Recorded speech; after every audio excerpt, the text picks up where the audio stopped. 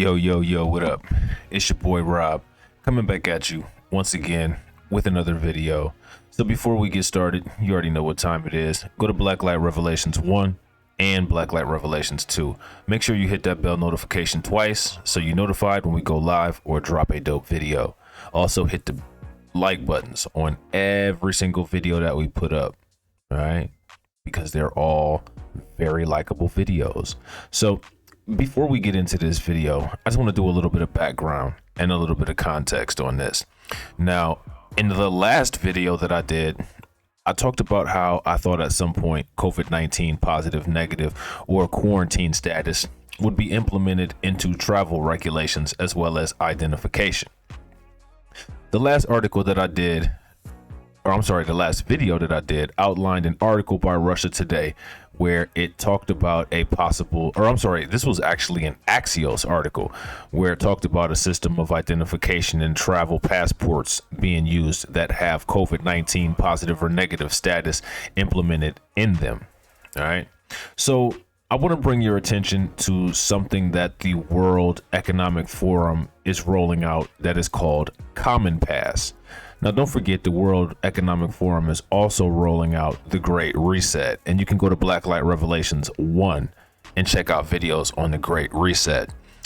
This identification is a digital form that will go into your phone that will be able to be scanned with a QV code, and it will tell whether you have a current COVID test, if you're vaccinated, and if your status is positive or negative. It will facilitate you being allowed to be traveling through air using a plane.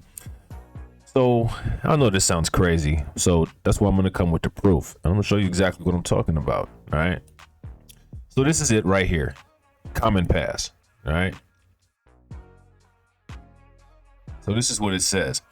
Share your current health status so that you can safely return to travel and life. And this will soon be available in the Apple Store and the Google Play Store. And see, entry requirement, 1 of 2, COVID-19 test. Crazy, right?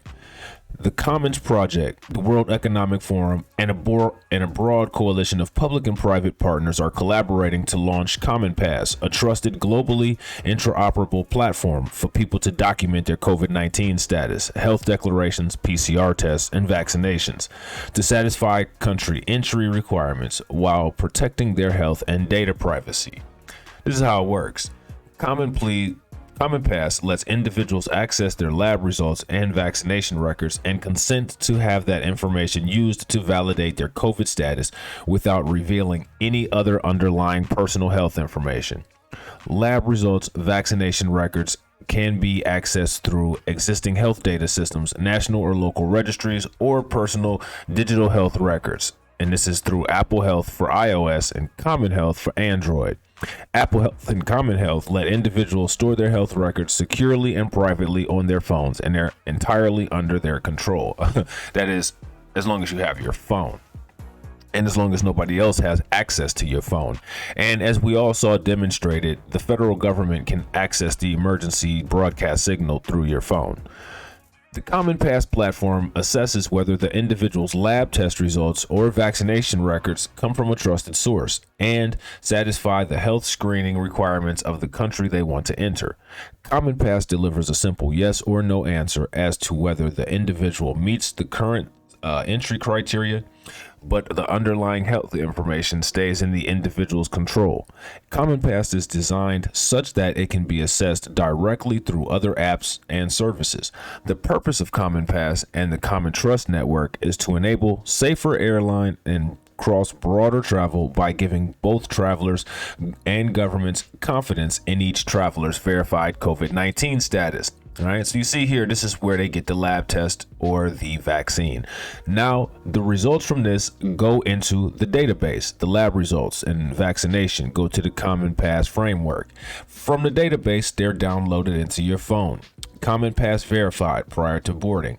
Common Pass verified on arrival. And you scan this thing, all right? So now this is what they say about the Common Trust Network. It's neutral. Common Pass is being developed by a nonprofit public trust, beholden to no governments and no commercial interest. It's operated by the Common Project as an open, independent, and sustainable, not-for-profit basis. Privacy preserving. Common Pass allows individuals to access their lab results, vaccination records, and consent to have that information used to validate their COVID status without revealing any other underlying personal health information.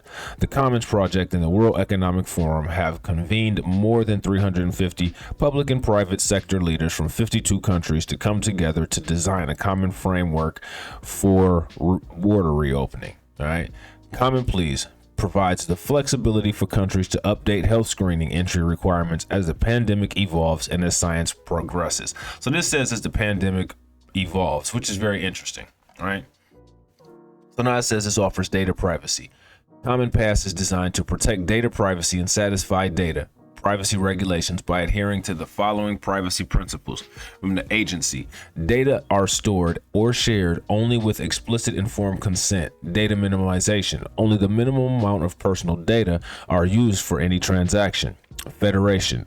Personally identifiable health information is stored only at the source or on the user's phone.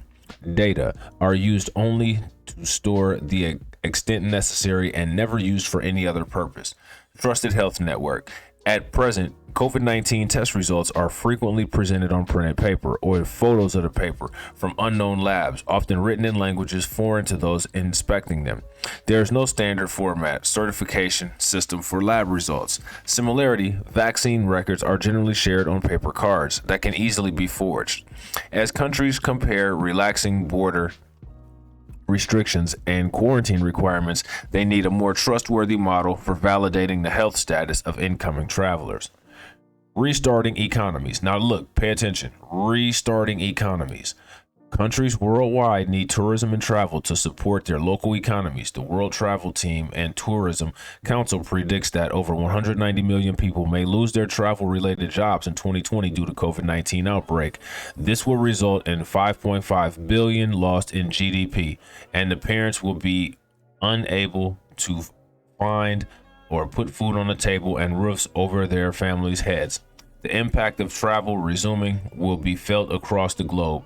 From the workers who are flying across the world for an in-person meeting, the truck drivers who have to transport goods across the border. This travel needs to be done safely to ensure the number of COVID-19 cases does not increase.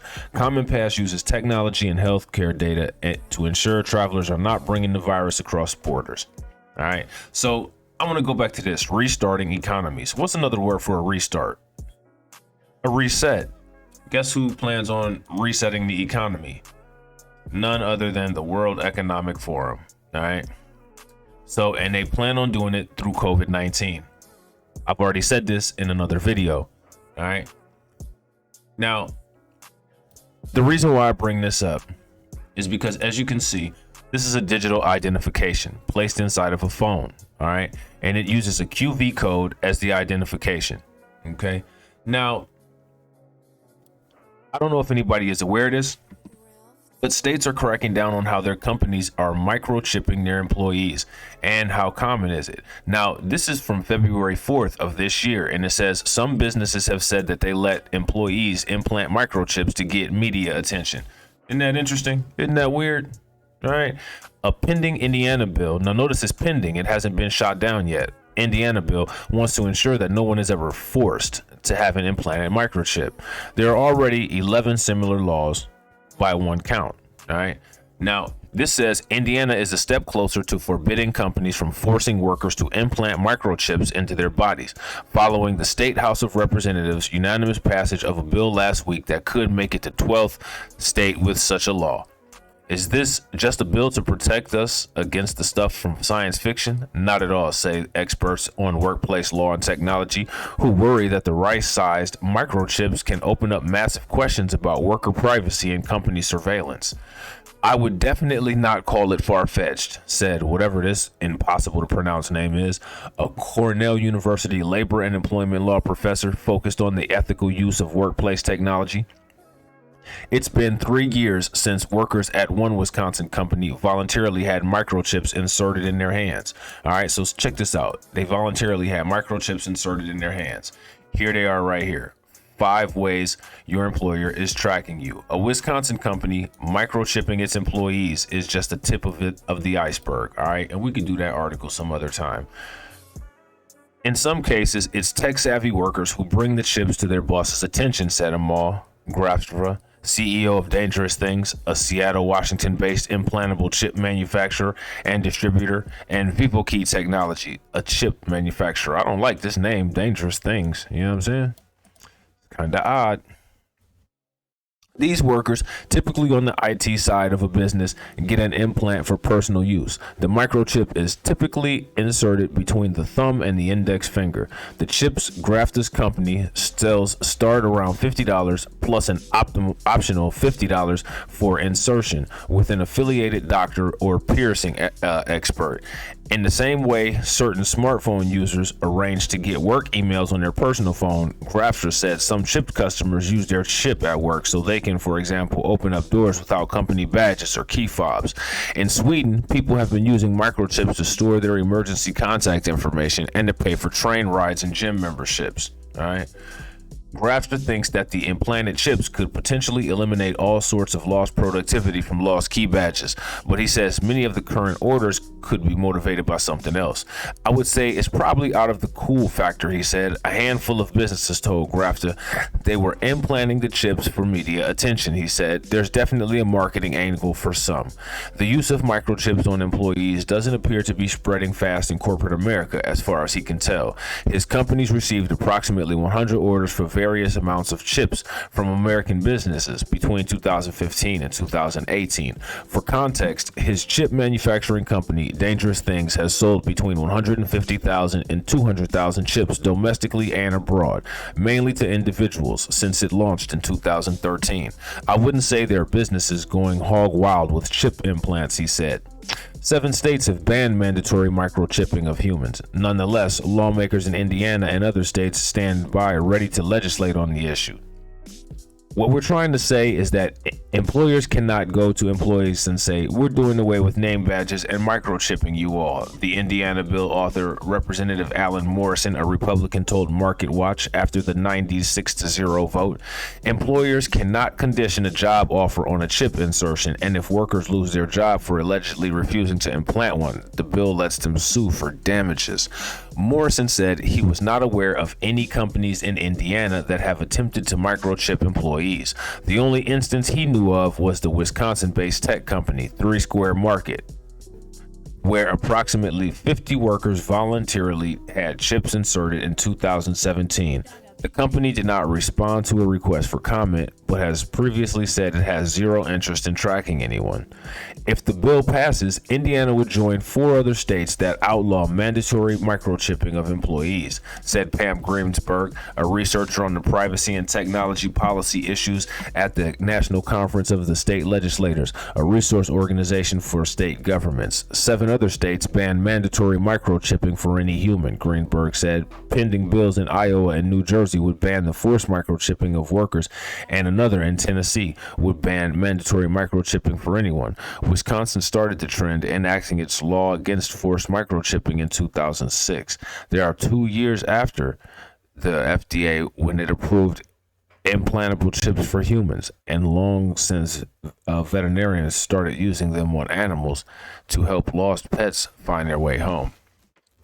Yet, even as more lawmakers worry about implantable devices, people keep getting more enmeshed in technology and possibly big tech surveillance without any sort of surgically inserted chip. Smartphones now unlock with a face scan or thumbprint, and customers can carry out financial transactions with biometric mobile wallets. Now, this is exactly what I'm talking about right here, the biometric mobile wallet. So I'm gonna bring it back over here. You see this? This is exactly what this is. This is the common pass, all right? COVID-19 status, get you a little barcode, you go exactly where you need to go. It's kind of a scary thought if you ask me, you know what I'm saying? Kind of sounds like some shit that I heard before that you ain't really allowed to talk about on the internet, but you might hear about in church if you read the last book of the Bible, you know what I'm saying? So now, this says workers are also more accepting, or at least more aware of the possibility their company is monitoring their moves. Now, when I used to work at a company here in Ohio, they used to make us wear McKesson employee trackers that were implanted into our name badge, so they could just pull us up at any time and know exactly where in the facility we were. All right. Now, here it says Morrison acknowledges companies already have had ways to track workers and that there are no state laws laying ground rules on the issue. But there's a difference with microchips, he said. You can never walk away from that. The company knows where you are 24/7. Grafstra, the owner of the chip companies, says it's not that cut and dry. If a chip opens a single device like a door, there's no data created or stored, he said. But if a person uses it with devices that create and store data like a security system backed by cloud computing, they are giving up more information about themselves. It really depends exactly on how you are using it and what you are using it for, he said. There's a parallel with the straight trade-off between the anonymity of cash and the ease of a credit card, Grafter said. If you choose the credit card over cash, you're telling a lot of people, a lot of companies where you were and what you are spending on one day. Nevada wanted to ban voluntary microchipping at one point, which probably wouldn't have been a bad idea, because it seems like once these people start doing something and they see that people aren't fighting it back, then they just go overboard with forcing it on people. Angela, the Cornell professor, says law banning workers' forced microchipping are necessary, but there's a weak spot. The overwhelming majority of American workers are hired presumably at will, which means they can be fired at any reason, except for factors that include pregnancy, race, and gender. All right. Now here it says, suppose a worker gets subtle hints that they're not part of any team, perhaps putting their job on the line if they don't have a microchip, Angela said. Then consent is not really meaningful in that case. Grafter said workers would get the protections they needed under the virus microchipping laws. In fact, he thinks state legislators can sometimes go too far. A Nevada bill at one point would have banned voluntary microchipping, but it was amended and passed last year only to apply for involuntary implants. All right. Grafstra, a man with 4 chips implanted in his left hand and in his right hand, and he understands that people take a dim view of microchipping. I'd say you're acting like a regular human who's skeptical of something that they are unaware of. With any technological change, there's always this crazy crowd. Morrison, the Indiana lawmaker, wants to draw a boundary now, regardless of what happened with microchipping in the future. Sometimes it's a slow drip into the permanent marketplace. Morrison said, I think it's good to be out in front of this thing. The state senators could vote on the bill by February, he said. So the reason why I brought that article into this is because let's just go over this. We have this, right? And when it comes to this thing, it's inside of a phone, which we all know that phones have RFID chips. That's how they work when you do the pay wave or when you do Apple Pay and wave the phone in front of the reader. Now, those chips can send off the same radio frequency that can provide information if you are wearing one of these inside of your body. So it would just seem that the natural progression of things would be to move from a bulky phone that you could possibly forget to always having your identification with you implanted into your body. And I believe that that's the direction that they're slowly trying to make things go in. All right. So that's just interesting, right? Not to mention the fact that we have the Great Reset here, right? And we're going to blame the Great Reset on COVID-19, right? And here we have Russia Today saying that this bank is saying goodbye to globalization and the age of disorder is coming. So we're about to have a huge catastrophe. Now, everybody knows about the occult talk of a reset. Out of the ashes of destruction arises what? All right. And if you don't know how that saying goes, then you should check it out, because it's all over the place. All of this stuff is just symbols. It's basically symbolism. Basically what it is to warm your brain up to new situations that you will face so that you will have a pre-programmed answer and they'll be able to facilitate whatever it is that's necessary to push their agenda forward. All right. So remember that going forward, and make sure that you're knowledgeable about anything that anybody offers you, especially in regards to COVID-19, identification, or anything that could possibly be a restriction to your human rights. All right. With that being said, please make sure you go and check out the rest of my social media, Blacklight Revelations 1 and 2 on YouTube, Blacklight Revelations all over the place, Facebook, Instagram, all of those. All right. And all of the new subscribers that I had, I appreciate it. I will definitely be following up that video that you all came over for. So please make sure that you get it down packed, because the response video is going to be very complex.